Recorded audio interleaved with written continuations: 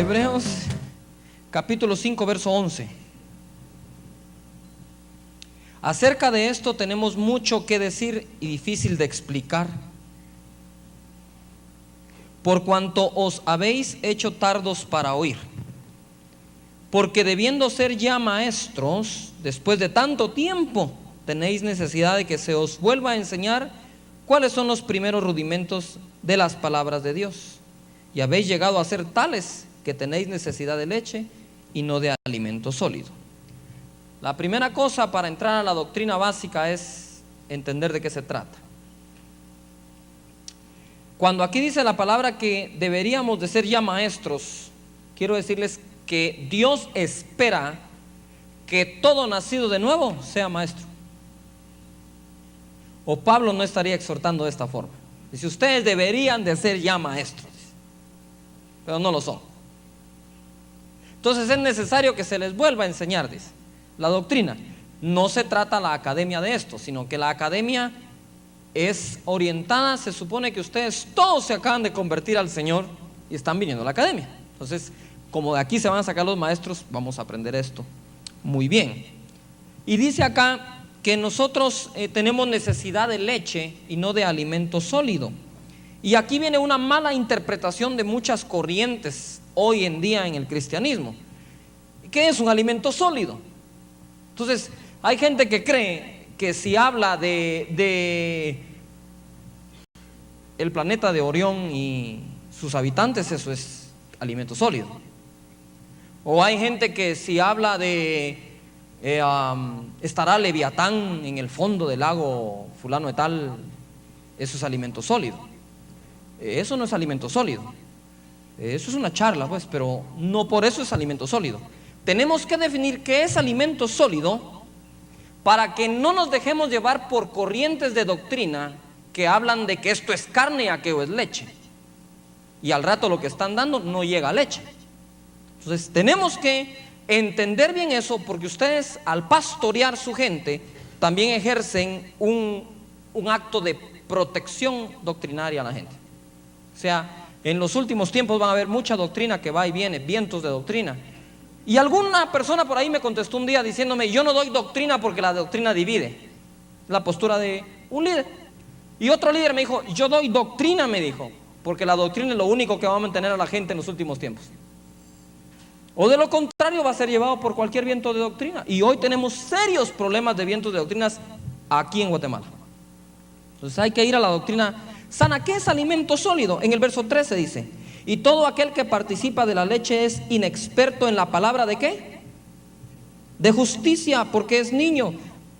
A ver, di conmigo, alimento sólido es palabra de justicia. ¿Ya la agarró? Entonces no hay que sacar de contexto el alimento sólido. Es palabra de justicia. Lo vamos a comprobar, dice, pero el alimento sólido es para los que han alcanzado ¿qué? Madurez, para los que por el uso tienen los sentidos ejercitados en el discernimiento del bien y del mal, y eso se llama justicia. Si usted se da cuenta, el Señor lo que nos está diciendo acá a través del escritor de Hebreos es, mire, alimento sólido es para aquel que sabe discernir entre lo que es bueno y lo que es malo. En otras palabras, el que es niño espiritual necesitado de leche es el que todavía no sabe qué es bueno y qué es malo.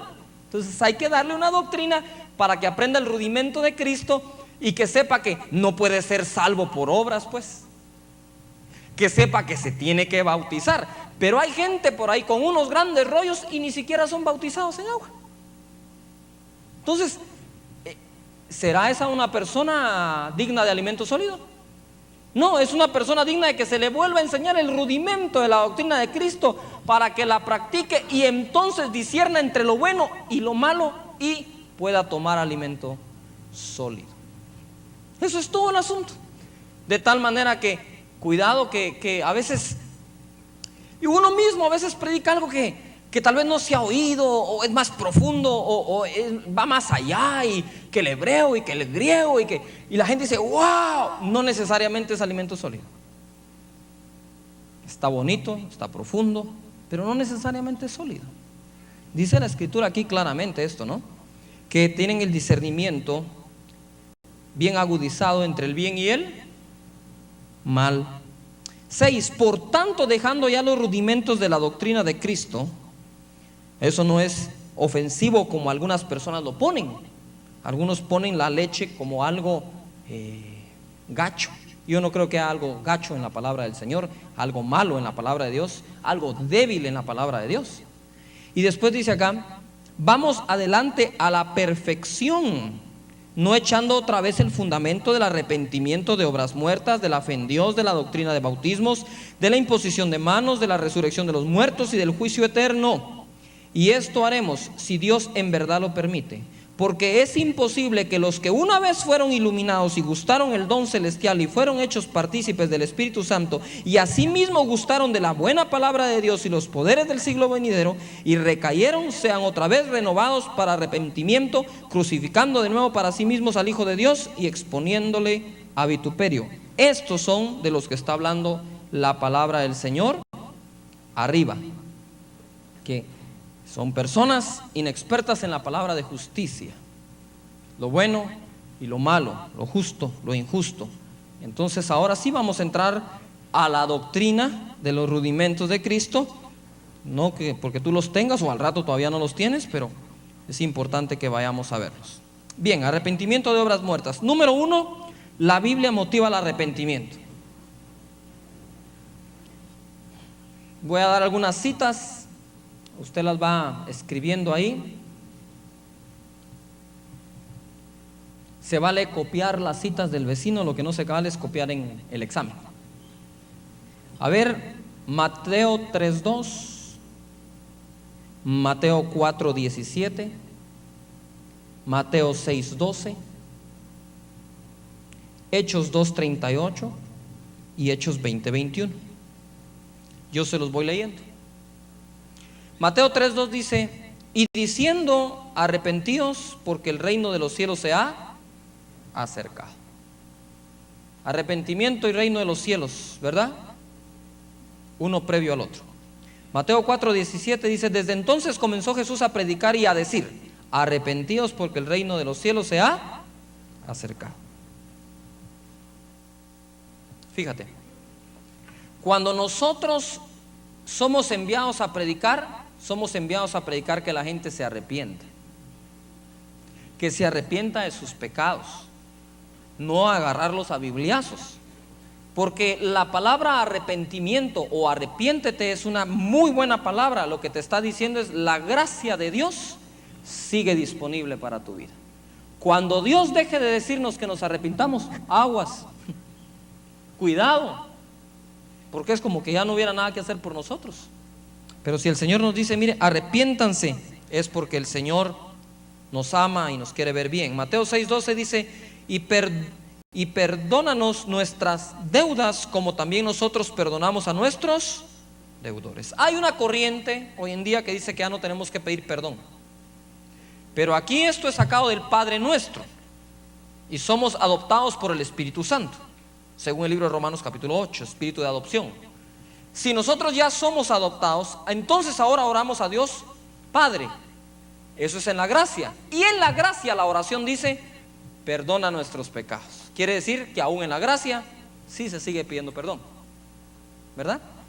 Hechos 2:38, Pedro les dijo: arrepentíos y bautícese cada uno de vosotros en el nombre de Jesucristo para perdón de los pecados y recibiréis el don del Espíritu Santo. Vayan a Hechos 20:21, por favor, que aquí se resume esta doctrina muy bien.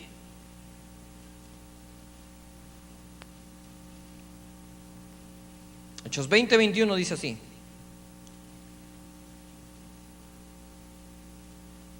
¿la tienes? Testificando a judíos y a gentiles acerca del arrepentimiento para con Dios y la fe en nuestro Señor Jesucristo. Ahí está el resumen de la salvación y del arrepentimiento de obras muertas. Hechos 17:30, Amós 3:3, Isaías 59:2. Leo Hechos 17:30. Pero Dios, habiendo pasado por alto los tiempos de esta ignorancia, o sea, Dios lo pasa por alto, ¿verdad? ahora manda a todos los hombres en todo lugar que se arrepientan. O sea, la gente quizás anda haciendo las cosas por ignorancia. Es decir, ¿cuánta gente cree que va al cielo? Oh, Dios dirá. Solo Dios sabe. Nuestro deber es hacerle saber lo que Dios dice. Y Dios dice que en todo lugar, todo hombre se debe ¿qué? Arrepentir. Debe arrepentirse. Amós 3:3 dice: ¿andarán dos juntos si no estuvieran de acuerdo? ¿Cómo va a andar Dios y uno si no estamos de acuerdo? ¿Cómo va a caminar Dios contigo si no estás de acuerdo? ¿Cómo vas a estar de acuerdo si caminas en ofensas para con Él? Difícilmente. A veces uno comete pecados contra alguna persona y uno sabe que la relación se está estropeando por el pecado. Tú y tu cónyuge a veces discuten, hay roces, y tú sabes que ese día no está muy bien la cosa como otros días, ¿sí o no? ¿Por qué cree uno que uno puede andar ofendiendo a Dios y la cosa sigue chilera? Y sigue bonita. No sigue bonita. Porque Isaías 59 y versículo 2 dice: pero vuestras iniquidades han hecho división entre vosotros y vuestro Dios, y vuestros pecados han hecho ocultar de vosotros su rostro para no oír. Entonces no hay tales de que andamos pecando por aquí, pecando por allá, y Dios oyéndonos todo el tiempo. Es decir, Dios conoce el corazón que abusa de su misericordia, ¿verdad? Que abusa de la gracia que nos fue abierta y nos fue dada. De tal manera que nosotros debemos comprender que para que dos caminen juntos deben de estar de acuerdo. Para que estén de acuerdo debe quitarse el pecado de en medio, y ese pecado de en medio lo quita nuestro Señor Jesucristo. Fíjate, la escritura dice: se ha cortado el brazo de Dios para ayudar. ¿No será que muchas veces nosotros no vemos a Dios actuar más en nuestra vida porque hay pecado en nuestra vida? Mira, aquí no estás estudiando, ahora te estoy exhortando y te estoy hablando. Como líder tú no puedes andar caminando en pecados y luego decir: pero ¿y por qué me pasa esto? ¿Y por qué me está pasando aquello? Y quizás estás en pecado, quizás insistes en andar pecando. ¿Cómo pues quieres la bendición de un Dios santo? Las bendiciones de Dios son santas. Son santas, sus bendiciones son santas como tales. Deben de ser depositadas en manos de santos también, y no de gente que anda pecando por aquí o pecando por allá. Vamos a tener un liderazgo en santidad. Si alguien por alguna razón peca, se tropieza, para eso también está la gracia y la misericordia de Dios, y eso me incluye a mí también, para que el Señor nos abrace, nos limpie con su sangre y nos saque adelante. Pero no abusadores nunca de la gracia. Sin arrepentimiento no hay salvación. Os digo, no, antes si no os arrepentís, todos pereceréis igualmente. ¿Qué pasa cuando uno no se arrepiente? ¿Qué es? Perece, ¿verdad? A Adán se lo dijeron: Pérez, no de Pérez, de perecerás. Pero bueno, algunas definiciones que quiero darles hoy. Arrepentimiento. Arrepentimiento viene de la palabra griega metanoeo. Metanoeo, que quiere decir cambio de mente. Metanoeo, cambio de mente, de mentalidad, obra, hecho, labor o acto. Y muerta, es obvio, ¿verdad?, que carece de vida en sí misma, especialmente la de Dios. Entonces, arrepentimiento de obra muerta es nuestro cambio de mentalidad respecto a obras que no nos conducen a la vida eterna. Nuestro cambio en la manera de pensar con respecto a obras que no nos conducen a la vida eterna. Parecieran que sí, pero no. Ahora, ¿qué no es arrepentimiento? ¿Qué creen ustedes que no es arrepentimiento? A ver, ¿qué se le parece pero no es? Alguien que lo diga. Todos, el primero es remordimiento, ¿verdad? ¿Y qué es remordimiento? El remordimiento es una acusación, ¿sí?, que la gente vive para consigo misma, pero que no le cambia la vida. ¿Usted se da cuenta que los que siempre dicen: es que yo me arrepentí, es que estoy arrepentido, pero no cambia? Piden perdón por lo mismo siempre y no cambia. Es que mira, estoy de verdad arrepentido de estar viniendo tarde, y al día siguiente Tarde. Eso es una obra ¿qué? Muerta. Hay un remordimiento, tristeza, ¿verdad? El arrepentimiento no es tristeza por haber sido descubierto el pecado en el que la gente camina. Gente que está ahí y de repente ¡pum! ¡Bum! Le sale a luz el pecado que carga. Se pone triste, pero no es que esté arrepentido, está enojado porque lo descubrieron. O sea, hubiera querido que nunca lo descubrieran. Eso tampoco es arrepentimiento. ¿Quieren un ejemplo de arrepentimiento? Está en Lucas capítulo 15, ¿se recuerdan del hijo pródigo? Yo les voy a dar uno de los versículos en lo del hijo pródigo. El hijo pródigo dijo cuando volvió en sí, nadie se arrepiente sin que el Espíritu Santo haga que se arrepiente. O sea, no hay tales de que el arrepentimiento tenga fuerza en sí mismo. Necesita la fuerza del Espíritu de Dios. No basta solo arrepentirse, hay que creer en Dios, y esas dos cosas es Dios mismo el que las concede a las personas. Entonces, ponme atención. Cuando él volvió en sí dice, me levantaré e iré. Eso no es remordimiento, él ya está actuando. Me levantaré e iré a mi padre y le diré. Ahora va a ir a decirle, y le dice lo que reconoce: he pecado contra el cielo y contra ti. Ya no soy digno de ser llamado tu hijo. Ahí había ya una manipulación de la culpa para la posición que él podía ocupar en Cristo Jesús. Pero todavía le dice, hazme como a uno de tus jornaleros. Aunque como jornalero está mal, el hazme es el correcto. Fíjate, aquí dice él, me levantaré e iré. Eso es una acción de arrepentimiento. Aquí no se dice que estuviera él llorando a mares con lágrimas de cocodrilo. Él dijo, me levantaré, iré a mi padre, le voy a dar la cara. Voy a ir frente a frente. Eso, cuando uno está arrepentido, eso hace, dar la cara. Fue y dio la cara y dijo, Señor, Padre mío, yo pequé contra ti, pequé contra el cielo. Hazme, transfórmame, conviérteme, mínimo, en uno de tus jornaleros. Estaba equivocado en lo que se quería convertir, pero estaba correcto en que el arrepentimiento nos debe llevar a una obra de conversión. Ser convertidos en algo más de lo que éramos antes. Él quiere ser alguien diferente a lo que era. Y él no solo quiere decir, mira, pequé, y llorar en los brazos de su padre. Él quiere, pero haceme, convertime, transformame en alguien que no soy. Ya él no se sentía ni jornalero. Entonces esa es una obra que el Espíritu Santo va a hacer, de reconstruir nuestra vida, de que andemos en novedad de vida, que seamos reformados, transformados por el poder de su Espíritu Santo. Amén. Entonces cuando nosotros tenemos ovejas en las células y tenemos gente que llega ahí y se convierte a Cristo, mucho de ellos va a traer remordimiento, y el líder debe ser capaz de discernir si el hombre está arrepentido o está con remordimiento en su corazón tan solo. Pero si está arrepentido, posiblemente en su arrepentimiento él se quiera acusar, se quiera rebajar a lo que tampoco, por mucho pecado que alguien ha cometido, Dios quiere rebajarlo. Por mucho pecado que cometió el hijo, Dios no lo quiso rebajar a jornalero.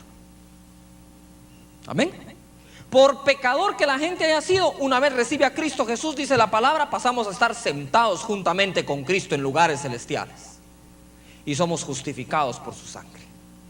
Todos por igual.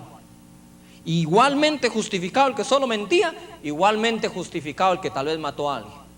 Igualmente justificado aquella señorita que quizás perdió su virginidad antes de llegar al matrimonio. Igualmente justificado aquel hombre que adulteró y fornicó.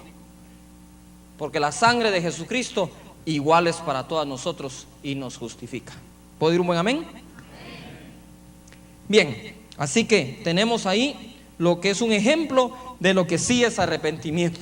Ese es un buen ejemplo de arrepentimiento.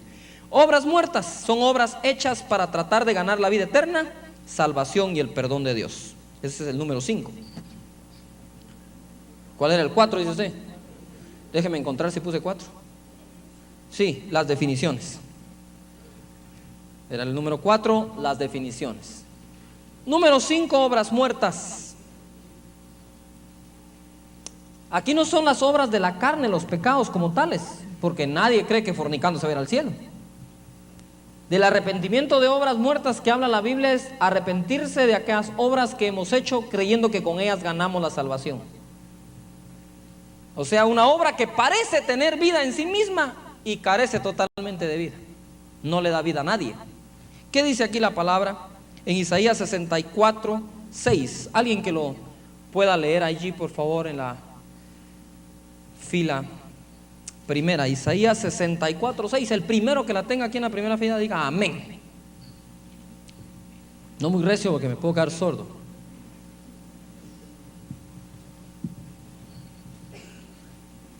Si bien todos nosotros somos como suciedad, y todas nuestras justicias como trapo de inmundicia, y caímos todos nosotros como la hoja, y nuestras maldades nos llevaron como viento. Muy bien, dice aquí que todas nuestras justicias son ¿qué? Trapo de, o sea, tratar de vestirnos con nuestra propia justicia es una vestidura inmunda. Pero por eso Apocalipsis, ¿qué dice? Que Él nos va a dar un vestido nuevo. Y comprad de mí, dice ¿qué?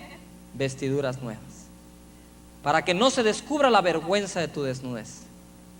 Entonces, es el Señor Jesús quien nos cubre, no nuestras propias obras. Ustedes se recuerdan cuando Adán pecó, se quiso vestir con hojas, pero vino Dios y lo vistió con pieles. Se cree que era la piel de un cordero, como profecía de que será el Cordero de Dios el que quita el pecado del mundo, ¿verdad? Desde ya el Señor estaba mostrando su misericordia. Dios es un Dios misericordioso.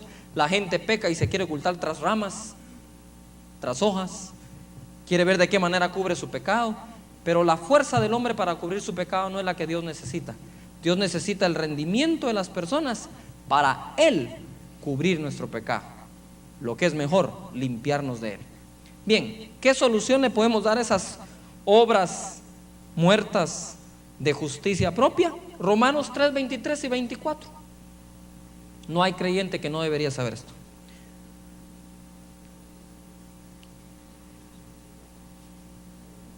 No hay creyente que no debería o debiera saber esto. Pero como no debemos, por cuanto todos pecaron y están destituidos de la gloria, ¿cuántos pecaron? Siendo justificados gratuitamente por su gracia mediante la redención que es en Cristo Jesús. ¿Cómo somos justificados? Gratuitamente. A ver, di conmigo, gratuitamente. Por su gracia mediante la redención que es en Cristo Jesús. Otras escrituras de justificación gratuita. Aquí ya no hay puntos, aquí las dejo ahí. Romanos 5:1, que alguien la busque. A ver, en esta fila, Hugo va a buscar Romanos 5:1, Gersi va a buscar Romanos 5:9, perdón. Paula va a buscar 1 Corintios 6:11 y los tres van a leer en ese orden. Romanos 5:1. Justificados pues por la fe, tenemos paz para con Dios por Raúl. medio de nuestro Señor Jesucristo. Sí, Romanos 5:9. Pues mucho más estando ya justificados en su sangre, por él seremos salvos de la ira. Y en 1 Corintios 6:11. Y esto erais algunos de vosotros, pero fuisteis lavados, pero fuisteis santificados, pero fuisteis justificados en el nombre del Señor Jesucristo y en el Espíritu de nuestro Dios. ¿Esto éramos qué? Algunos éramos. Cuando yo leí esta escritura dije, gloria a Dios, fui pero no soy. Esto éramos algunos. Y Pablo se incluye y dice, éramos algunos. Pero ahora dice, nosotros ya hemos sido lavados, ya hemos sido justificados y santificados en el nombre del Señor Jesús y por el Espíritu de nuestro Dios. Todo esto lo debe saber un nuevo creyente. Por eso es que es importante que por aquí empiece la academia. Ahora ya sabe por qué esto va primero.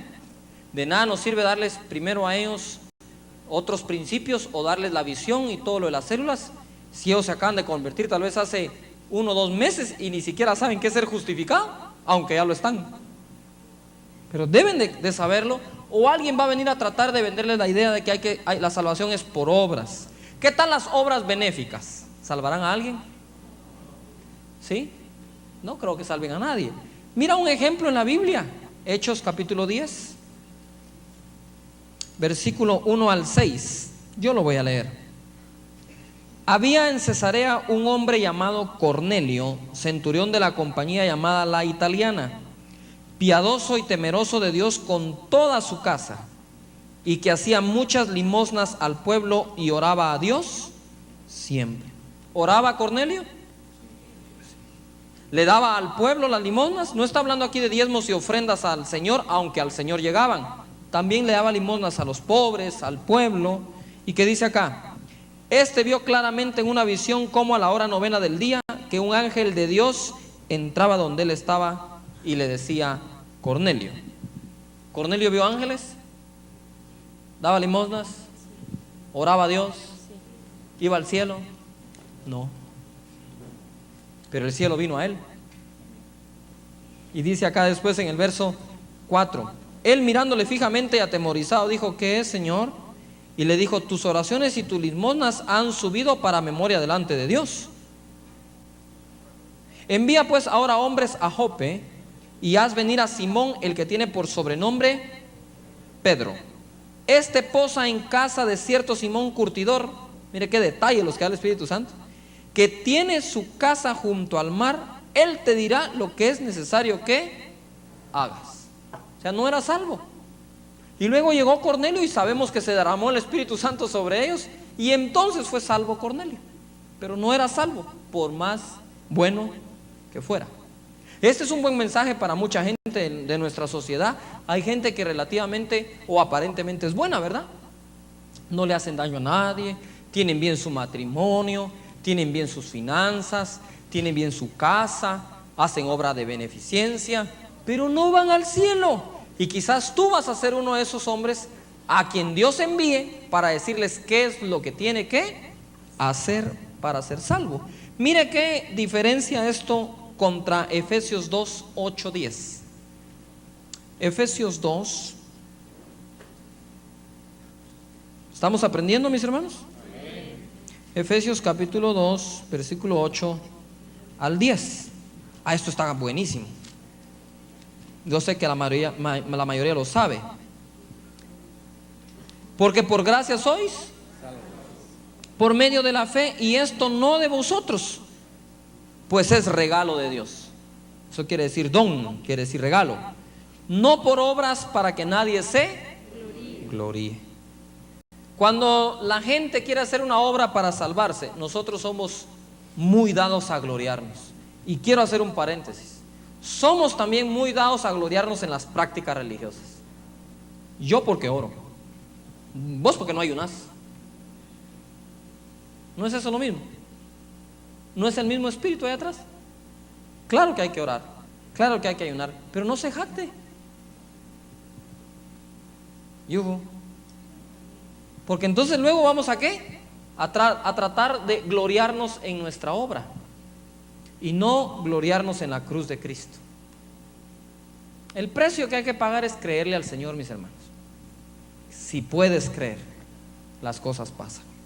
Y luego dice acá la escritura en el verso 9, en el 10, que da el balance: porque somos hechura suya, creados en Cristo Jesús, ¿para qué? Bueno, pero no somos salvos por las buenas obras, pero hay que hacerlas. Porque las obras son las que hablan de la fe. No hay obras, no hay demostración de fe. Por lo tanto, la fe sin obras es muerta, dice Santiago.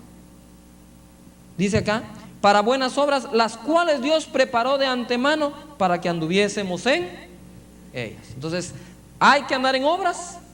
Sí. ¿Las obras salvan? No. Pero las obras demuestran la fe que sí nos salvó. Somos salvos por la fe, y esa fe se expresa con obras.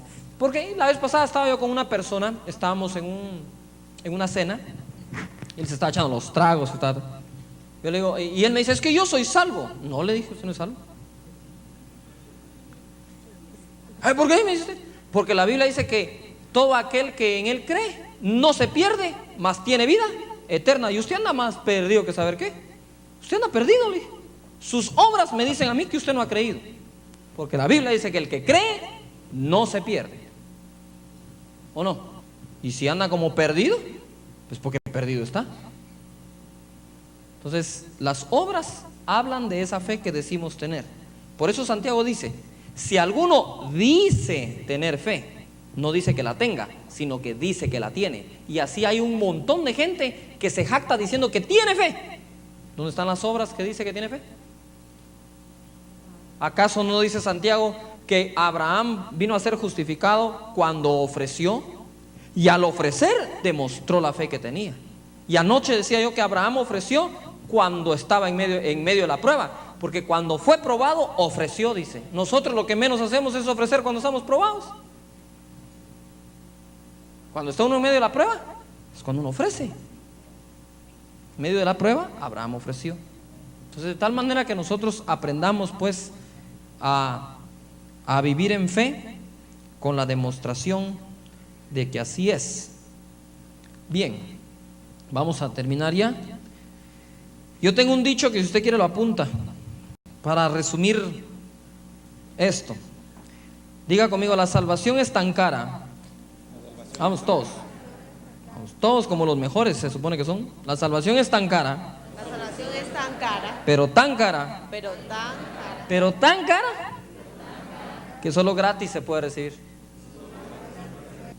Lo que pasa es que no está a la venta, ya la compró Jesucristo. Él fue el que pagó el precio. Nadie puede pagar ese precio. Entonces la gente dice, mire, si la salvación es por obras, entonces ¿qué vino a hacer Jesús? A darnos ejemplos. Ni si para ejemplo ya tenemos a Moisés. No le llegamos a Moisés, ¿qué le íbamos a llegar a Jesús? Es que murió para darnos un ejemplo de su muerte. No, pero si también los profetas murieron apedreados en el templo, asesinados. O sea, ¿para qué enviar al Hijo y sacrificarlo si se puede ser salvo por otro medio? Solamente por nuestro Señor Jesucristo se puede ser salvo. ¿Cuál es la obra que salva? Juan 6, 28 y 29.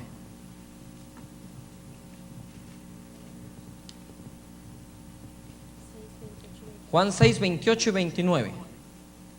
Dice así: entonces le dijeron, ¿qué debemos hacer para poner en práctica las obras de Dios? Obras. ¿Qué hacemos para poner en práctica las obras de Dios? Jesús le responde en el 29, esta es la obra de Dios, que creáis en el que Él ha enviado. ¿Cuál es la obra? Creer. Entonces creer es una obra. Creer.